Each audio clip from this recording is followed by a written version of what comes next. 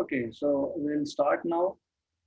तो आज हम लोग थर्ड चैप्टर वापस कंटिन्यू करने वाले हैं, but before that I would want to give a quick recap. हमने अभी तक थर्ड चैप्टर में क्या किया है, वेरी क्विक रिकैप। तो basically let's just go through basics. कुछ नहीं है इसमें, बहुत सिंपल सा चीज है। हम लोग मोशन की बात कर रहे हैं, हमको two dimensional motion in the plane की बात करनी है, और हम अभी तक वन डायमेंशन में ही है। We want to go to two dimension. Before that we need to make sure कि हमारे कॉन्सेप्ट अच्छे हैं बेसिकली। तो मैंने आपको सिर्फ इतना ही बताया था अभी तक कि हमारे पास एक ऑब्जेक्ट है जो मूव हो रहा है, और जब ऑब्जेक्ट मूव होता है तो पोजीशन चेंज करता है। तो पोजीशन आप किसी एक पॉइंट से मेजर करते हो, उसको बोलते हो पॉइंट ऑफ रेफरेंस या फिर ओरिजिन। तो अगर टाइम t1 पे पोजीशन x1 था, तो मैं ओरिजिन से x1 तक एक वेक्टर ड्रॉ कर सकता हूँ, उसको मैं बोल दूंगा x1 बार, जो पोजीशन वेक्टर हो जाएगा ऑब्जेक्ट का एट टाइम t1। क्योंकि ऑब्जेक्ट मूव हो रहा है तो टाइम t2 पे वो x2 पोजीशन पे होगा। तो ओरिजिन से उस पोजीशन x2 तक मैं और एक वेक्टर ड्रॉ कर दूंगा, उसको बोल दूंगा x2 बार। तो ये जो x2 बार माइनस x1 बार है, इसको हम लोग बोल देंगे displacement. Simple. Displacement is the difference between final position vector and the initial position vector. Simple, right? फिर मैंने बताया था कि डिस्टेंस क्या होता है, पाथ लेंथ क्या होता है बेसिकली। तो डिस्प्लेसमेंट में हम सिर्फ ये देखते हैं कि फाइनल पोजीशन वेक्टर, मतलब ओरिजिन से लेके फाइनल पोजीशन तक का vector minus initial position vector. पर ऐसा हो सकता था और ऐसा होता है, आपके केसेस में भी होता है, मेरे केस में भी होता है। ये क्या होता है कि हमने फॉर एग्जाम्पल ओरिजिन से चलना स्टार्ट किया था, हम लोग x1 पे आए थे, हम लोग वापस ओरिजिन पे गए थे। घर से हम लोग निकले, हम लोग कहीं पे गए, फिर याद आया कि मैं कुछ भूल गया हूँ, मैं फिर वापस घर पे गया, और फिर बाद में मैं x2 पे आया। ऐसा होता है ना नॉर्मली, राइट? तो मेरे लिए फाइनल पोजीशन x2 हो गया, इनिशियल x1 हो गया, तो डिस्प्लेसमेंट मेरा हो गया x2 बार माइनस x1 बार। मतलब सिर्फ इतना distance in this direction, in positive x direction, that is displacement. Okay, पर डिस्टेंस कवर्ड कितना हुआ? डिस्टेंस कवर्ड हुआ x1, क्योंकि मैं ओरिजिन से x1 आया था, प्लस वापस से x1 क्योंकि मैं वापस अपने घर पे गया था, प्लस x2। ये हो गया आपका डिस्टेंस कवर्ड, मतलब पाथ लेंथ। तो डिस्टेंस या फिर पाथ लेंथ की जब हम लोग बात करते हैं, तब हम लोग we are not worried about initial position, final position, we are not worried about direction, we are not worried about vector quantities here. हम सिर्फ ऐड करते जाते हैं, जितना भी पाथ ऑब्जेक्ट ने कवर किया है, दैट इज पाथ लेंथ। क्योंकि हमारे पास दो क्वांटिटी है जिसका length raise to one dimension है, तो अगर मैं लेंथ रेज टू वन को टाइम से डिवाइड कर देता हूँ, तो मेरे पास दो क्वांटिटी बनेगी। क्योंकि दो क्वांटिटी था, एक स्केलर था, एक वेक्टर था, तो यहाँ भी दो बनेगा। तो जब मैं डिस्प्लेसमेंट अपॉन टाइम करता हूँ, तो वो जो क्वांटिटी बनता है उसको मैं बोलता हूँ वेलोसिटी। ओके, और जब मैं डिस्टेंस या फिर पाथ लेंथ अपॉन टाइम करता हूँ, तो जो क्वांटिटी बनता है उसको बोलता हूँ speed. Simple language, displacement upon time is velocity, distance या फिर path length upon time is speed. बहुत सिंपल सा कॉन्सेप्ट था, बहुत सिंपल सा कॉन्सेप्ट है। लेकिन हमने फिर चार टाइप इसमें लिखे थे। एक था कि अगर इक्वल डिस्टेंस ऑब्जेक्ट कवर कर रहा है in equal interval of time, तो उसको बोलेंगे यूनिफॉर्म स्पीड।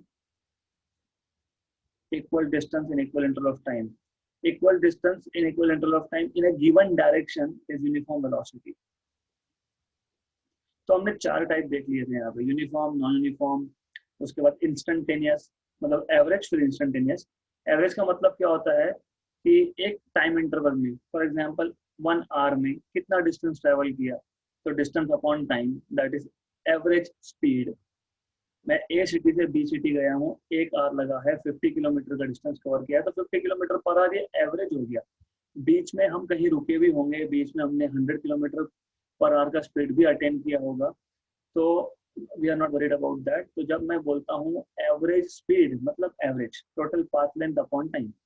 इंस्टेंटेनियस मतलब क्या, किसी एक इंस्टेंट ऑफ टाइम पे, किसी एक पर्टिकुलर इंस्टेंट ऑफ टाइम पे। और इसका डिटेल मैंने लिया है, तो I will not go again into detail because we really need to go ahead now.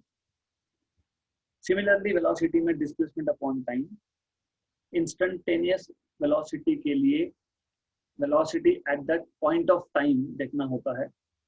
Okay, तो we will not go into details.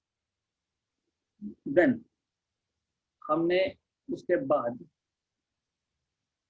Position vector, sorry position time graph लिया था, not position vector. We have started with position time graph, और मैंने आपको एक example के through ये position time graph समझाया था, which I am repeating because we will need this to go ahead. तो आई टोल्ड यू कि हम y एक्सिस पे पोजीशन प्लॉट कर रहे थे, x एक्सिस पे हम लोग टाइम प्लॉट कर रहे थे। इनिशियली मतलब जब मैंने ऑब्जर्वेशन स्टार्ट किया, तो जो हमारा ऑब्जेक्ट था एट टाइम t1, उसका कुछ पोजीशन रहा होगा, लेट अस से x1। इस पॉइंट को मैं a नाम देता हूँ। Then the object is moving, क्योंकि हम मोशन की बात कर रहे हैं, तो मूव होते होते होते वो b पॉइंट पे आ गया। At time t2 the position was x2, x2 position था इसका। Okay, when I look at this graph, मैं इसको कुछ नाम देता हूँ, सम नेम।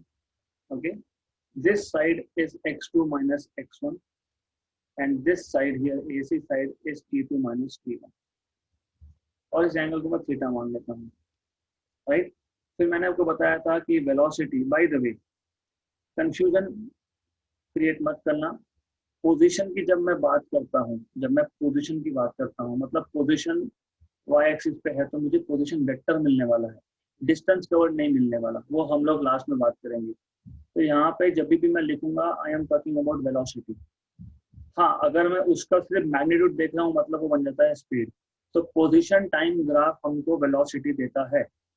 पोजीशन, क्योंकि पोजीशन से हमको डिस्प्लेसमेंट वेक्टर मिलता है, तो पोजीशन टाइम जो ग्राफ होगा, वो पोजीशन टाइम ग्राफ जो है हमको वेलोसिटी देगा। तो ये अच्छे से एक बार आपके सिस्टम में फिट कर लो।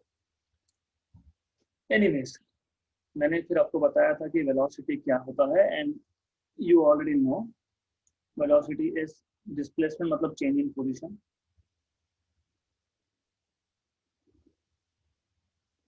Upon time.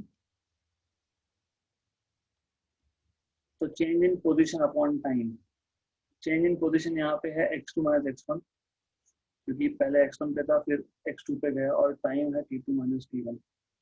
ओके, फिर मैंने बताया था ये इक्वेशन नंबर 1 लिया था शायद, I don't remember what equation number we have given, but what was important that from triangle ABC, what I can say is tan theta is the opposite side, which is BC, upon adjacent side, which is AC. This also turns out to be x2 minus x1 upon y2 minus y1. I am sorry, t2 minus t1. Okay, so AC is t2 minus t1, right? Opposite side upon adjacent side, equation number 2. तो मैं ये बोल सकता हूँ therefore velocity is tan theta, और tan theta मतलब होता है slope of graph, slope of position time graph will give us velocity.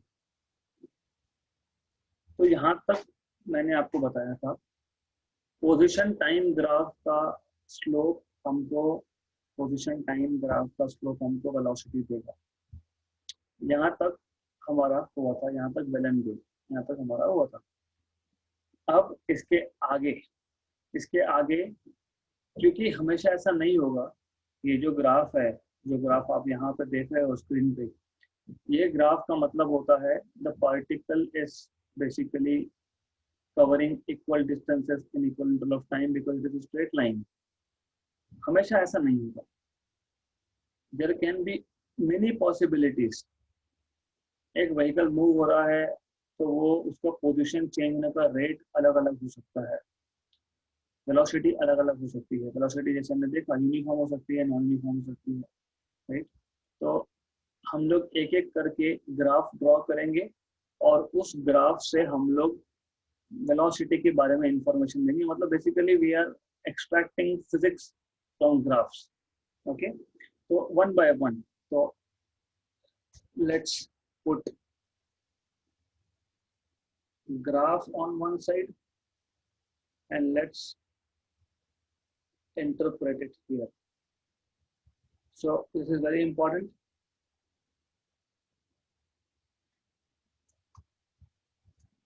Interpretation, graph and interpretation.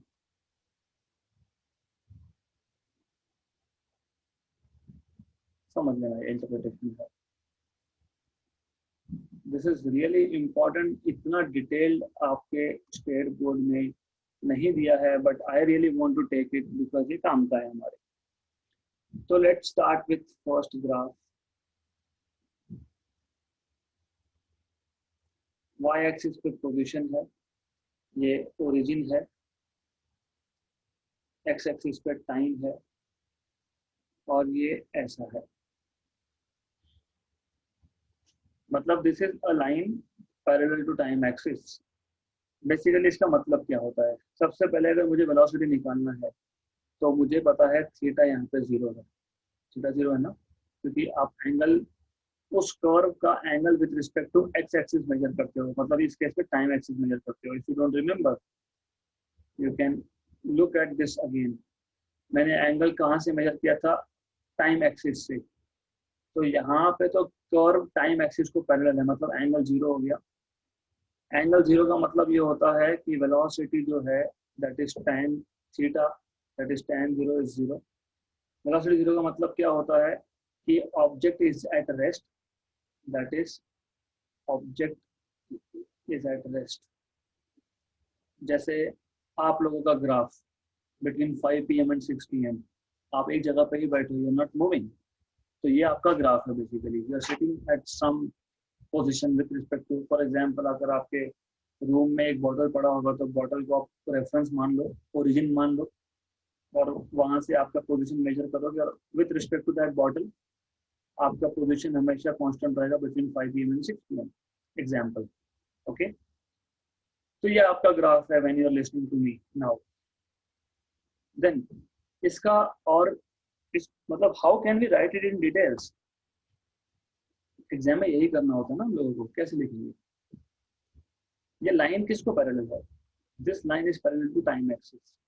So line parallel to time axis means that the particle or object is at rest. Therefore, line parallel to time axis represents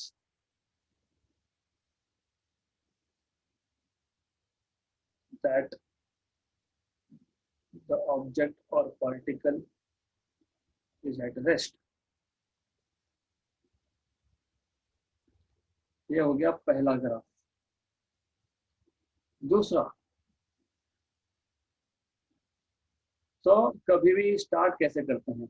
एक line time axis को parallel करना, दूसरा line position axis को parallel करना, right. Very hard to interpret, no? This one is really hard to interpret. It is actually not hard, it is very simple. कैसे? Theta की value 90 degree, which implies velocity is tan of 90, which is infinity. इसका मतलब क्या? इसका मतलब ये कि time change नहीं हो रहा बट वेलोसिटी मतलब पोजीशन चेंज हो जा रहा है. So at the same time the position is increasing. इसका मतलब ये होता है 5:16 पे आपका पोजीशन ओरिजिन भी था, आपका पोजीशन आपके घर से 2 किलोमीटर भी था, आपका पोजीशन आपके घर से 10 किलोमीटर भी था एट सेम टाइम, है ना। वही मतलब होता है उसका, टाइम की वैल्यू फिक्स और पोजीशन चेंज होते जा रहा है। तो इसको बोलते हैं infinite infinite velocity basically, which is practically impossible. तो ऐसा केस हो नहीं सकता। Okay, so which means that is line perpendicular to line perpendicular to time axis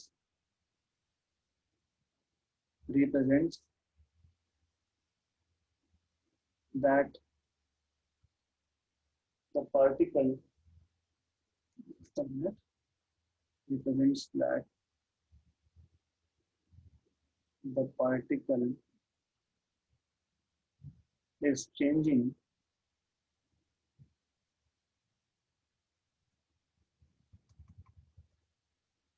is changing the position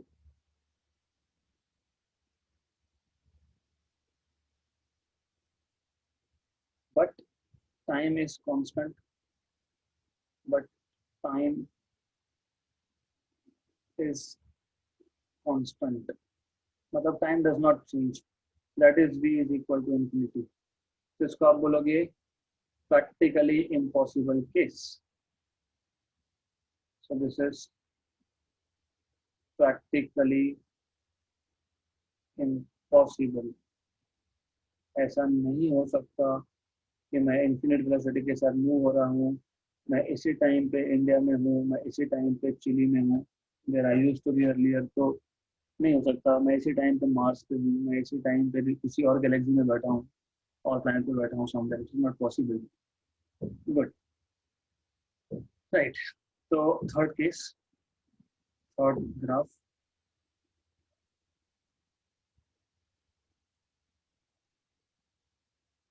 okay. Time axis, position axis और straight line passing through origin.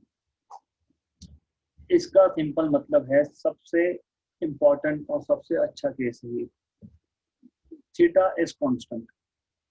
अब जो line मैंने draw की है आपको पता होना चाहिए, if a straight line passes through origin something like this, theta 45 degree बनता है, ये तो पता होना ही चाहिए। ओके, एनीवेज, हाँ इस केस में बोल रहा हूँ मैं, ऐसा भी लाइन आ सकता है ना, फिर यू से यहाँ पे भी 45 नहीं, ऐसा नहीं है। जो लाइन मैंने ड्रॉ की है, मैं मेरे पर्टिकुलर केस की बात बता रहा हूँ। तो थीटा कांस्टेंट है, मतलब v is equal to tan theta, ये भी आपका एक फिक्स वैल्यू होगा। ओके, दिस इज ऑल्सो भी a fix value, constant value, मतलब एक्सेलरेशन 0 होगा। इसका मतलब भी तो ये होता है ना, क्योंकि मैं अगर वैल्यू प्लॉट करता हूँ 1 1 2 2, तो इसका मतलब होता है कि particle is covering equal distances in equal intervals of time, मतलब वेलोसिटी इज कांस्टेंट, है ना। मैंने गाड़ी स्टार्ट किया और मैंने गाड़ी को शुरू से 10 किलोमीटर पर आवर पे रखा है, तो हर आवर में मैं 10 किलोमीटर ही कवर करने वाला हूँ ना, मतलब एक्सीलरेशन 0 है। मैंने एक्सीलरेटर को अटका दिया गाड़ी के, and I am not changing it. तो इसका मतलब ये होता है, so that is line with a constant slope represents uniform velocity of the particle, line with a constant slope represents uniform velocity of the particle।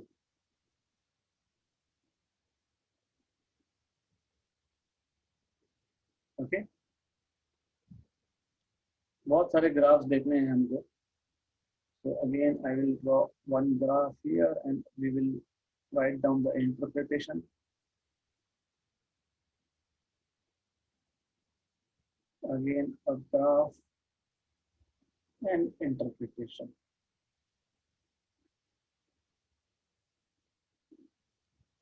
So you are slowly realizing the importance of the power of graphical representation in physics, क्योंकि ये बहुत powerful tool होता है, आगे जाके आपको समझेगा how powerful is this.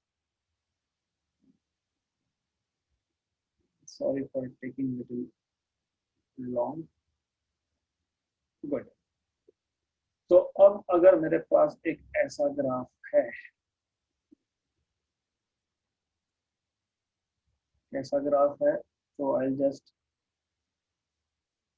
Do something like this, और थोड़ा सा चेंज करता हूँ मैं. Let me change little bit.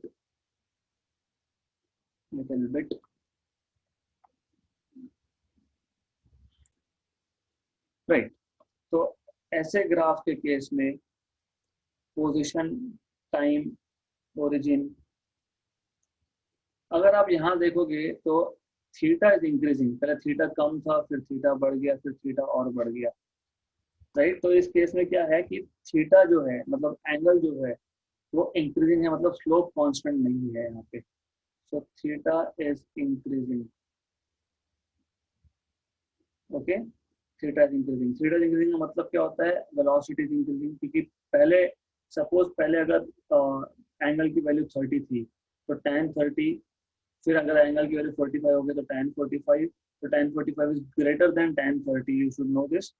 तो velocity is increasing. So velocity is increasing. अगर थीटा इंक्रीजिंग तो वेलोसिटी इंक्रीजिंग. वेलोसिटी इंक्रीजिंग मतलब there is acceleration. So positive acceleration. A is positive. Right. मतलब this is a real life case. Normally हम लोग जब गाड़ी start करते हैं कहीं जाने के लिए, तो हम ऐसा ही करते हैं, एक्सीलरेटर को बढ़ाते जाते हैं. Theta is increasing. पोजीशन जो है वो तो ऑफ कोर्स ओरिजिन से आप मेजर करते हो, विच मीन्स यहाँ पे एंगल बढ़ते जा रहा है पोजीशन टाइम ग्राफ का, मतलब स्लोप बढ़ते जा रहा है, मतलब थीटा बढ़ते जा रहा है, मतलब वेलोसिटी बढ़ते जा रहा है, मतलब there is acceleration, positive acceleration. मैं इसको और एक लैंग्वेज में लिख सकता हूँ. अगर आप अच्छे से नोटिस करोगे, यहाँ पे जो ग्राफ है ये पोजीशन एक्सिस की तरफ बेंड हो रहा है. तो मैं ऐसा भी बोल सकता हूँ, लाइन बेंडिंग और the curve bending towards position axis represents increasing velocity of the particle.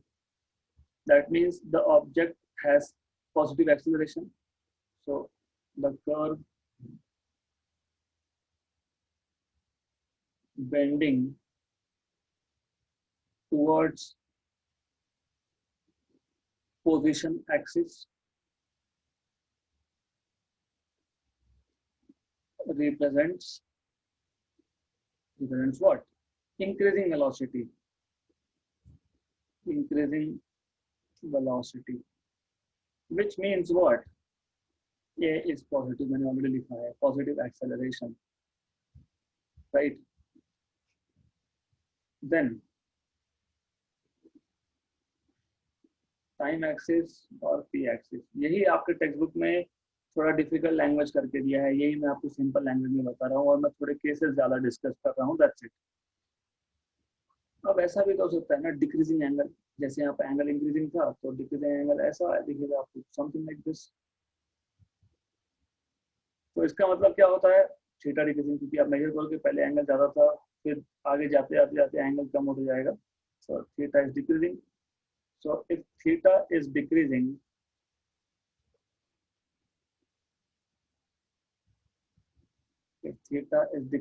which means velocity is decreasing.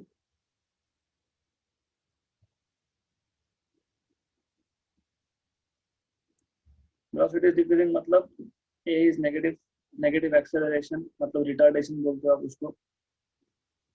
So you can also say the curve bending towards time axis means velocity is decreasing, right? So the curve bending towards time axis represents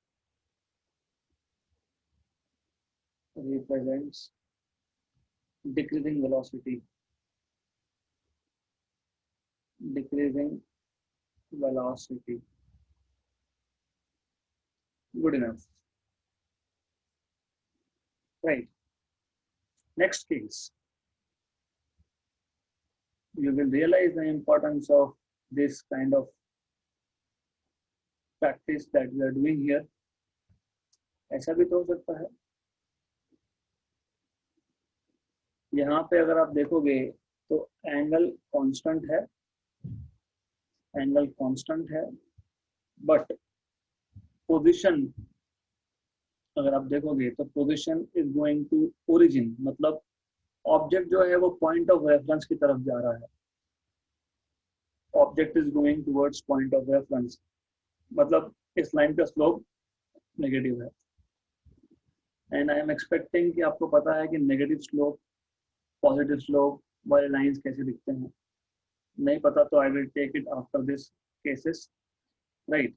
तो if theta is greater than 90 but constant, that means v will be constant, क्योंकि constant theta मतलब velocity constant, right?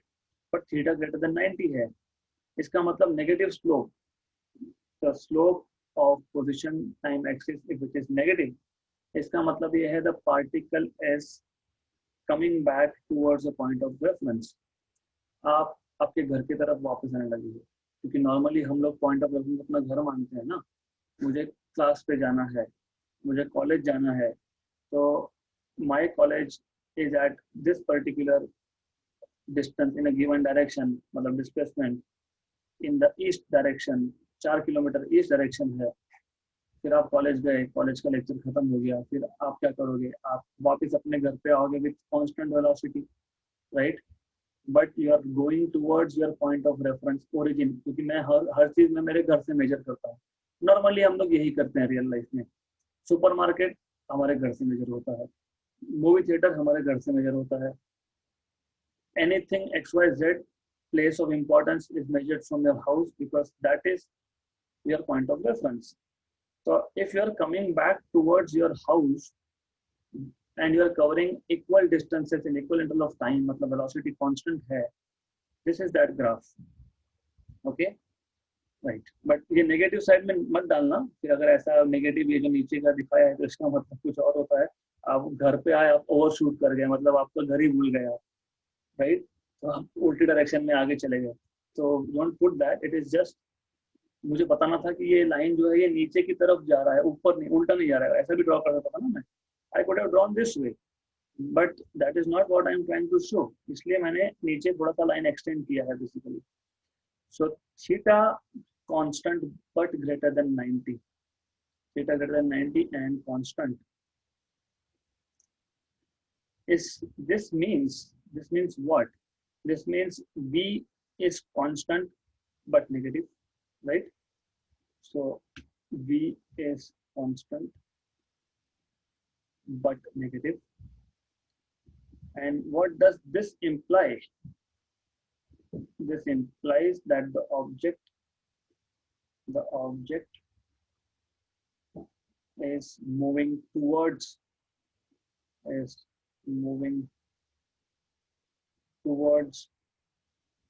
the point of reference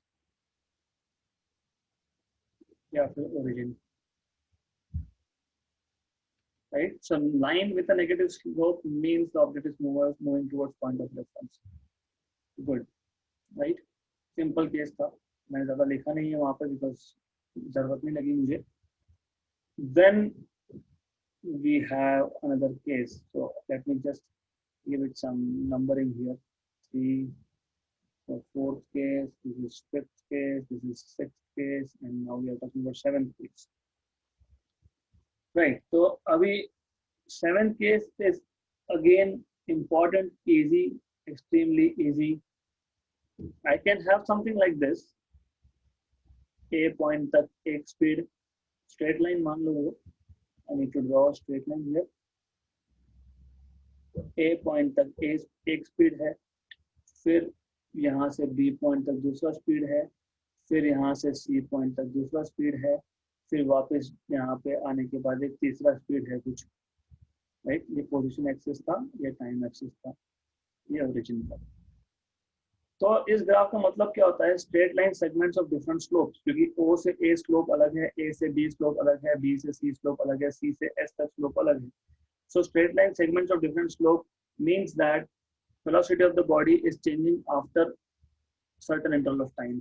Okay, so straight line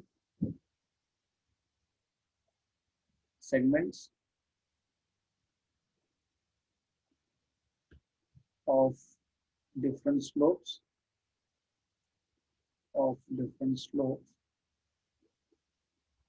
represents that the velocity of particle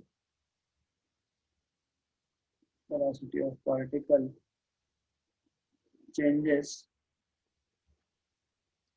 after certain interval of time. Okay, of time. Just to tell you, 0 से लेके time t1 तक एक velocity, right.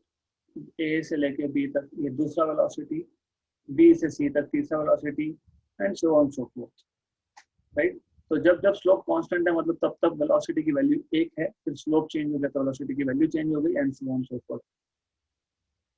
Simple language में मैं करके बता रहा हूँ ये सब, और सिंपल लैंग्वेज में ये लिखने का रीजन है और अभी बताने का रीजन है क्योंकि soon in few more days we are going to start with competitive exam preparation, JEE NEET, और most of you, more than 70% of you are doing that preparation. तो मैंने सोचा कि just put something more here, तो ये आपके काम में आएगा. Okay, but स्टेट बोर्ड में भी है, so doesn't matter. Next, last two graphs, then we will see position time graph के बाद और एक ग्राफ है वेलोसिटी टाइम ग्राफ, तो वो देखेंगे बाद में. Last two graphs now. तो again graphs and its interpretation over here.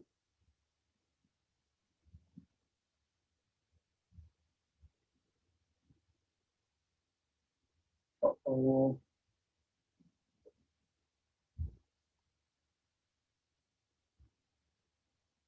Good enough. All right. तो लास्ट टाइम हमने कौन सा देखा था, with varying slopes. Okay, now we shall see one more interesting case. Time, position, something like this. अब ये case भी practically impossible case है. क्यों?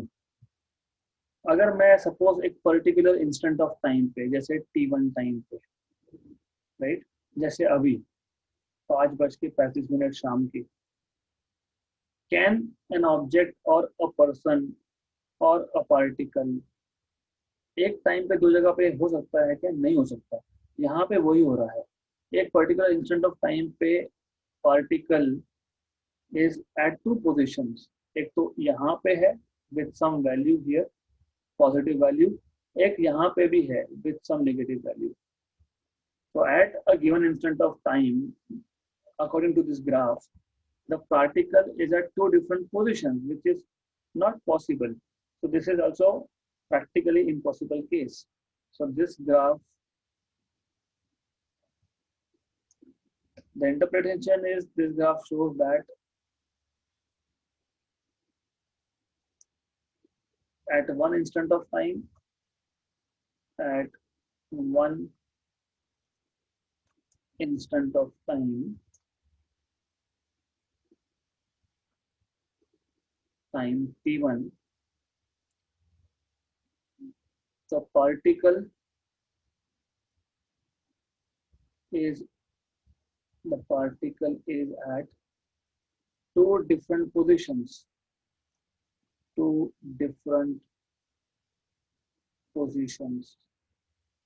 let us say A and B, which is not possible, which is not possible.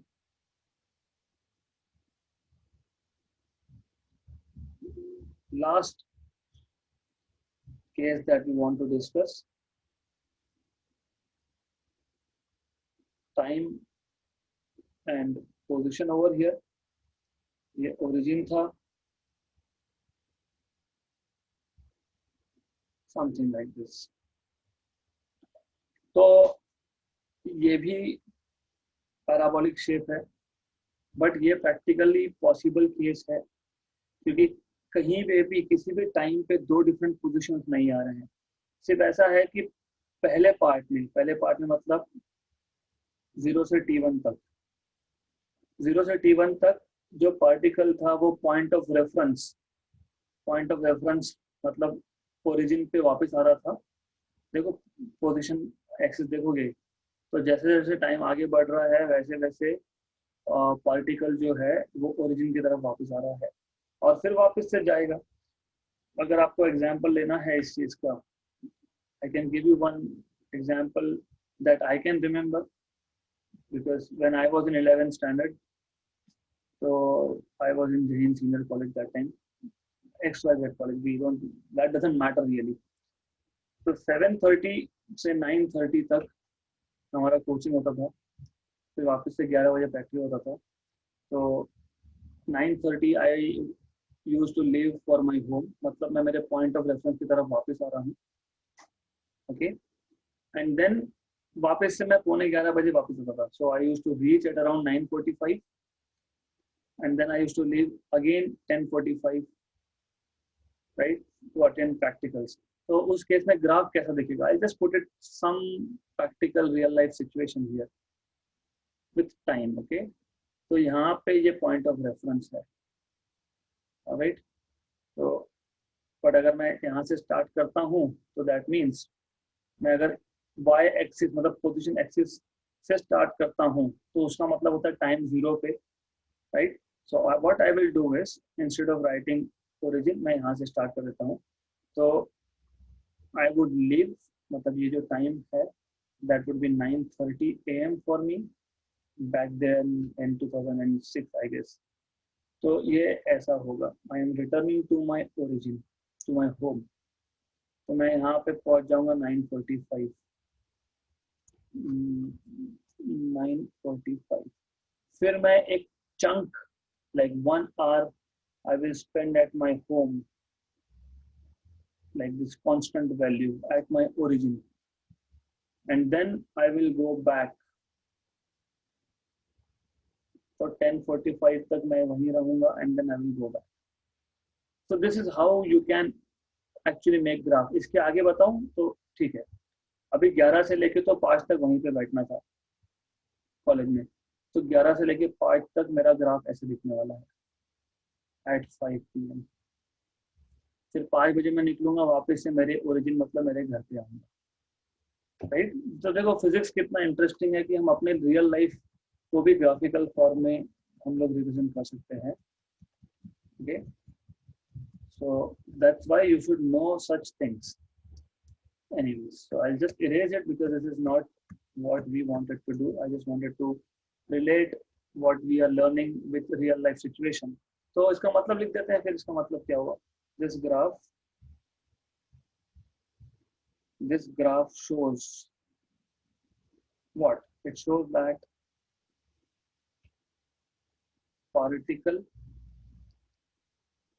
is actually coming towards origin, coming towards the point of reference या फिर origin, and मतलब initially it is moving towards origin and then it is going away initially and then it is moving away।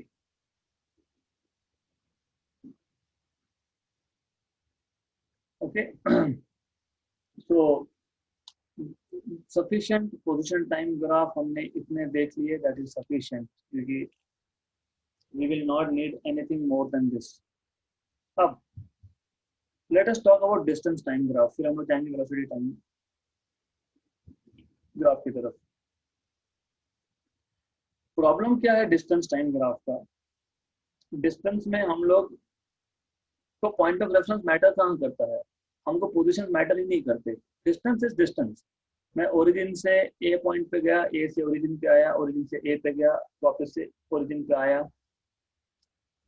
So normally क्या होगा, normally क्या होगा, एक बार object ने चलना शुरू किया, ये वाई एक्सिस पे डिस्टेंस, ये टाइम, मतलब path length, once object starts moving, एक बार ऑब्जेक्ट ने मतलब मोशन स्टार्ट किया, तो in any case it will just go on increasing, distance बढ़ते ही जाएगा।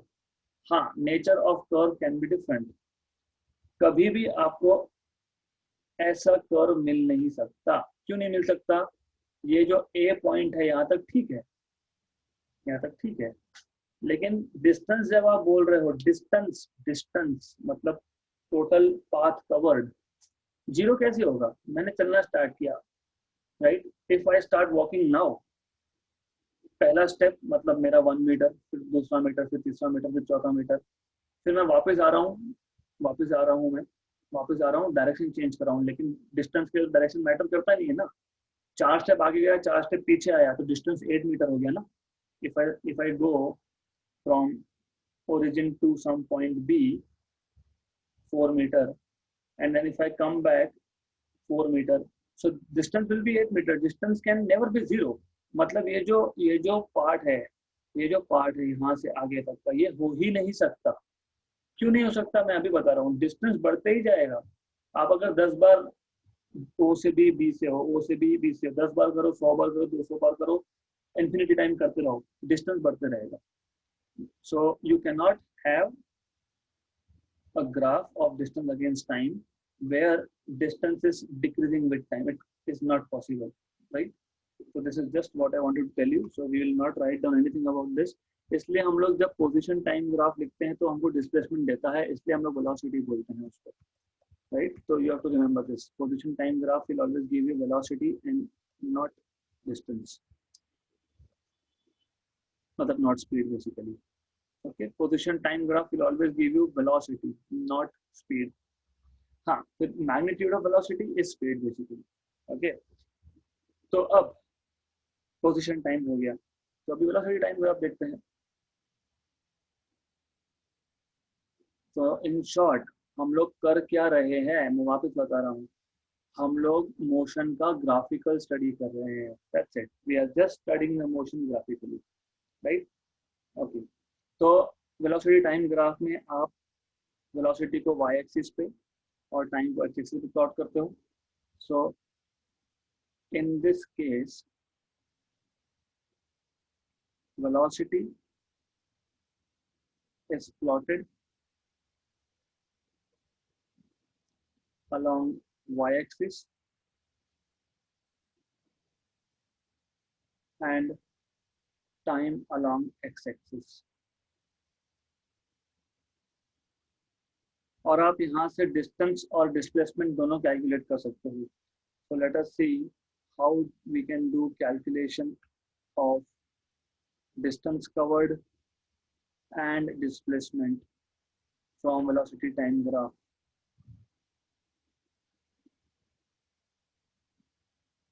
तो इसको VT ग्राफ बोलते हैं बेसिकली, वेलोसिटी टाइम ग्राफ।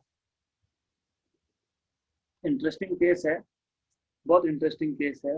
तो let us take something like this, ये टाइम एक्सिस, ये वेलोसिटी एक्सिस। अब पोजीशन को दिमाग से निकाल लो, पोजीशन हो गया, अभी हम लोग सिर्फ बात कर रहे हैं वेलोसिटी की यहाँ पे। तो एग्जाम्पल मैं ओरिजिन से मतलब मैं मेरे घर से निकल रहा हूँ, मैंने गाड़ी स्टार्ट किया, मुझे जाना है कॉलेज। मैं बार बार कॉलेज ही बोलता हूँ because that's the most general case. Okay, and you will realise, अगर आपका एक बार रेगुलर ऑफलाइन क्लासेस आ गए तो यू विल रियलाइज कितनी बार कॉलेज जाना पड़ता है हमको। ओके, तो ओरिजिन से आप स्टार्ट किया गाड़ी, वेलोसिटी आपकी बढ़ती गई। ओके, तो फिर आप पहुंच कॉलेज के पास में और हमको दिख रहा है कि कॉलेज है, अभी हमको ब्रेक मारना पड़ेगा, वेलोसिटी कम करना पड़ेगा, मतलब हमको डी एक्सीलरेट करना पड़ेगा। तो मैं डी एक्सीलरेट करता गया, राइट। मैं इसको सिर्फ एक्सटेंड कर रहा हूँ, तो I am just giving you some kind of example. ये एक रैंडम एग्जांपल है, समथिंग लाइक दिस। ऐसा कोई एक वेलोसिटी टाइम ग्राफ हमको दिखता है।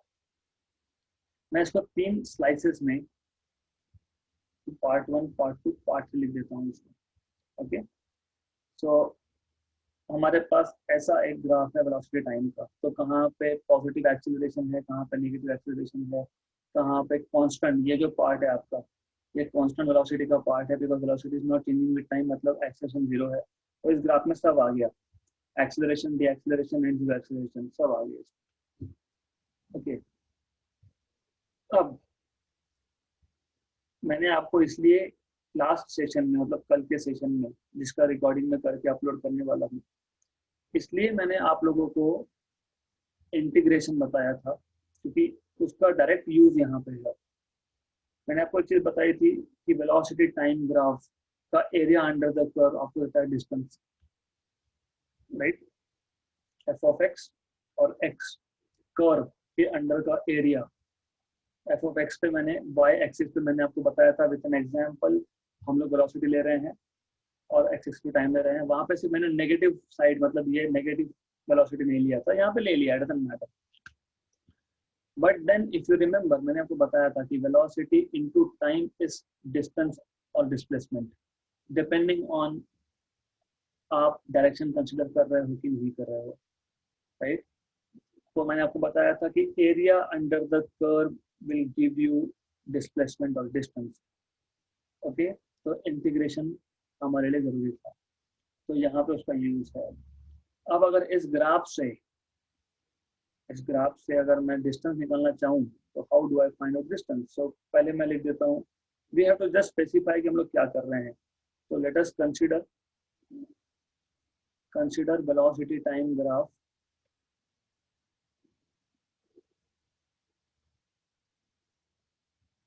of a particle as shown in figure। मैंने कुछ भी रैंडम ले लिया है यहाँ पे, डजंट मैटर, कोई फर्क नहीं पड़ता। I don't have to explain more, मुझे बताना कि डिस्टेंस कैसे निकालूंगा और डिस्प्लेसमेंट कैसे निकालूंगा। बाय द वे, ये जो पहला पोर्शन है, इसको मैं बोलता हूँ एरिया A1, इसका एरिया A2 और इसका एरिया A3। एक चीज और याद रखना, टाइम एक्सिस के ऊपर एरिया पॉजिटिव होता है, टाइम एक्सिस के नीचे एरिया नेगेटिव होता है। तो वो लिख देता हूँ मैं यहाँ पे, area above time axis is positive. क्यों पॉजिटिव? मैंने अभी अभी आपको बताया। एरिया कैसे निकालेंगे? Velocity multiplied by time. Time axis के ऊपर वेलोसिटी पॉजिटिव है, टाइम तो पॉजिटिव ही है, तो दोनों का प्रोडक्ट पॉजिटिव आएगा। और टाइम एक्सिस के नीचे, मतलब A2 के लिए वेलोसिटी नेगेटिव है, चाहिए तो मैं यहाँ बोल देता हूँ आपको नेगेटिव v। तो वेलोसिटी नेगेटिव होने की वजह से वेलोसिटी इनटू टाइम नेगेटिव आएगा। Area above time axis is positive and area below time axis is negative. Below time axis is negative. ये मेंशन करना जरूरी क्यों था, ये आपको नेक्स्ट स्लाइड पे अगले स्टेप में समझ जाएगा। Therefore, total distance covered by a particle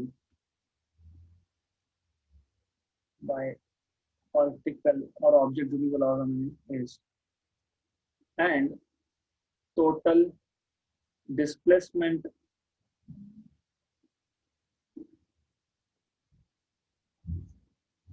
of the particle is. In fact, you never use this word total when you're talking about displacement, क्योंकि मैंने पहले ही बताया था displacement is just final position minus initial position. So displacement of the particle is. Okay, so how do we write this? दोनों case में, distance के case में और डिस्प्लेसमेंट के केस में, दोनों केसेस में I will write down A1 area 1 plus area 2 plus area 3, area 1 plus area 2 plus area 3 with just a small difference. Distance जब मैं बोलता हूँ तो जैसे मैंने आपको पहले बताया, distance can never be negative, distance is always positive. मैं मॉड लेते जाऊंगा, भले ही A2 ये टाइम एक्सिस के नीचे है, नेगेटिव है, लेकिन नेगेटिव वेलोसिटी का मतलब सिर्फ हमको वो देगा फाइनल पोजीशन। जब मैं डिस्टेंस फाइंड करता हूँ तो I don't care about position, distance मतलब डिस्टेंस, कितना डिस्टेंस ट्रैवल किया। मैं आपको एक एग्जांपल से समझाऊंगा, ये कल रिवीजन होगा तो कल मैं आपको बताने वाला हूँ। सिर्फ अभी के लिए इतना याद रखो, क्योंकि कल रिवाइज करूंगा मैं, कल मतलब नेक्स्ट सेशन में रिवाइज करूंगा मैं। अभी के लिए इतना याद रखो, velocity time graph, velocity time graph का area under the curve with mod values gives you distance। Velocity time graph का area under the curve without mod values, तो A2 नेगेटिव तो नेगेटिव ही लिखने वाले हैं हम लोग, गिव्स यू डिस्प्लेसमेंट। तो जब डिस्टेंस चाहिए तो वेलोसिटी टाइम ग्राफ में जितने भी सेक्शंस होंगे हर एक का एरिया निकाल, मॉड निकालना, उसको ऐड करना। और डिस्प्लेसमेंट अगर निकालना है आपको तो आपको सिर्फ उसको ऐड करते जाना है without even caring for if A1 is positive or negative, if A2 is positive or negative, right? So further details related to this particular topic हम लोग कल करने ही वाले हैं, क्योंकि मुझे और भी कुछ बताना है प्लस ग्राफ देखने हैं। एंड कल के आगे नेक्स्ट सेशंस में I will just stick to what is given in your text books. ये इंपॉर्टेंट था तो मुझे बताना जरूरी था। So from tomorrow onwards this had to be in some details, क्योंकि ये लगता है। So tomorrow onwards, we will just stick to the content of your reference books, that is your textbook in that case.